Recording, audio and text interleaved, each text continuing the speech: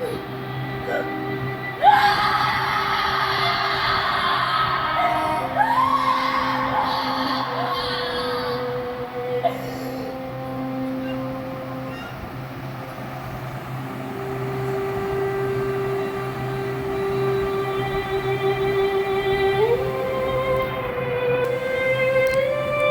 বন্ধুরা, আমি সিনেমাটা দেখছিলাম। এটা হচ্ছে হইচইয়ের একটা সিরিজ অজেয়া। তো এটা আমাদের অভয়া যে কাণ্ডটা হয়েছিল 2024 সালে, ওটার উপরে বেস করে সিনেমাটা তৈরি করা হয়েছে। তো এই সিনেমাটা আমাদের বিনোদনের জন্য তৈরি করা হয়নি, জানো তো। এটা সত্য ঘটনার উপর বেস করে একটা স্টোরি তৈরি করা হয়েছে। কিন্তু এখানে যে অফিসারদের মানে টিমটা দেখানো হয়েছে, তারা এই সত্যিটা যারা এই কাজটা করেছিল তাদের মুখ থেকে স্বীকার করিয়েছে। এটা সিরিজের শেষ পর্যন্ত দেখানো হয়েছে। তো আমার মনে হয় আমাদের যে আরজি করের মেয়েটির সাথে, ডক্টরটির সাথে এত খারাপ একটা জঘন্য ঘটনা ঘটেছিল, যে সমস্ত পুলিশ অফিসাররা বা যাদের টিম, যে এসআইটি গঠন করা হয়েছিল, তারা যদি এই সিনেমাটা একটু দেখে আমার মনে হয় খুব ভালো হবে। আর অ্যাকচুয়াল তাদের তো সিনেমা দেখে কোনো ঘটনা তদন্ত করার কথা নয়। অ্যাকচুয়াল তারা জানে যে তাদেরকে কিভাবে আসামিদের মুখ থেকে কথা বার করতে হবে।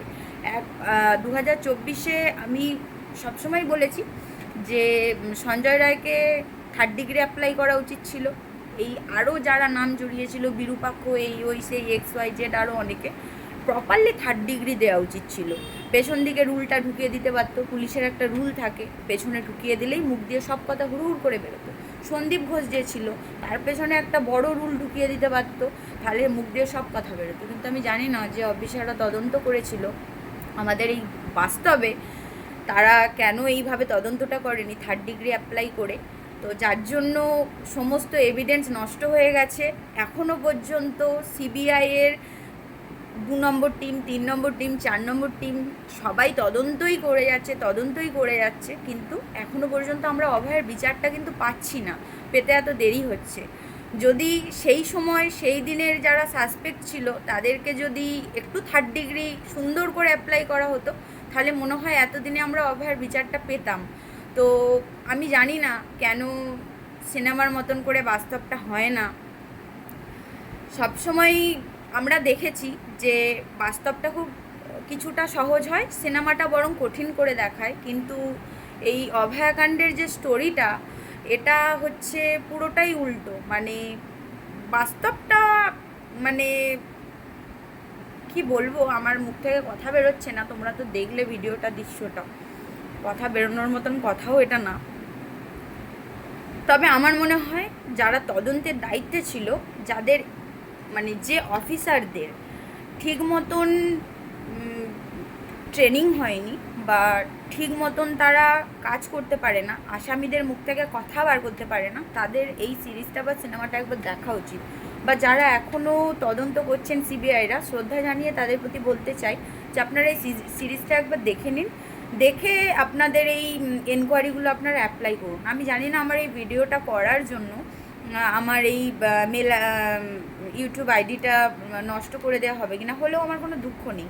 আমার মনে হয়েছিল সেদিন রাতে যারা ছিল, মেয়েটির সাথে যারা খাবার খেয়েছিল এবং যারা যারা রাত্রেবেলা ডিউটিতে ছিল, তাদের প্রত্যেককে 3rd ডিগ্রি অ্যাপ্লাই করা প্রয়োজন ছিল।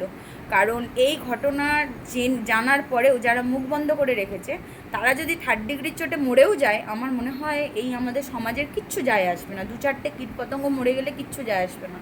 তো অভয়া দিদির বিচারের মানে খুব তাড়াতাড়ি যাতে বিচার পায়, তদন্তটা যাতে ঠিকভাবে হয়। আমি জানি না কতটা ঠিকভাবে তদন্ত হবে, কারণ অলরেডি প্রচুর এভিডেন্স নষ্ট করা হয়েছে। কিন্তু এখানে দেখা হয়েছে যে ঘটনাটা ঘটেছিল স্টোর রুমে এবং তারপরে তাকে অন্য একটা জায়গায় শিফট করা হয়েছে। তো যারা এখন তদন্ত করছে, তারা যদি এই সিনেমাটা দেখার পরে একটু তদন্ত করে, আমার মনে হয় তাদের মাথাটা একটু পরিষ্কার হবে। কারণ সেই সময় যারা তদন্ত করেছিল, তারা যদি 3rd ডিগ্রিটা অ্যাপ্লাই করতো, তাহলে এতদিনে এত কিছু অপেক্ষার আমাদের কোনো প্রয়োজন ছিল না।